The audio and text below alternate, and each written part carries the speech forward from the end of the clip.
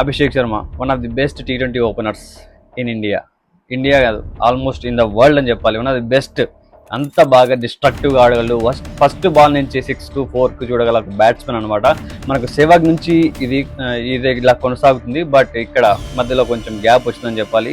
రోహిత్ శర్మ ఆ లెగసీని కంటిన్యూ చేశాడు, పర్లేదు. కానీ అభిషేక్ శర్మ దాన్ని ఇంకొంచెం నెక్స్ట్ లెవెల్కి తీసుకెళ్ళిపోయాడు అనమాట.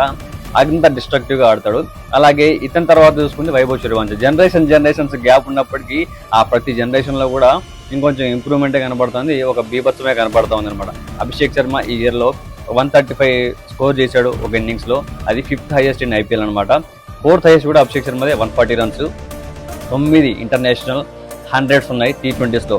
అలాగే 2 times 10 సిక్సర్లకు పైగా 2 సార్లకు పైగా ఆడిన ఒక బ్యాట్స్మెన్ అనమాట. అలాగే మోస్ట్ 130+ స్కోర్ ఉన్న బ్యాట్స్మెన్ కూడా అభిషేక్ శర్మ 4 times అనమాట. సరే, ఇన్ని రికార్డ్స్ సెట్ చేస్తున్నాడు, ఏం చెప్పాలి ఇంకా.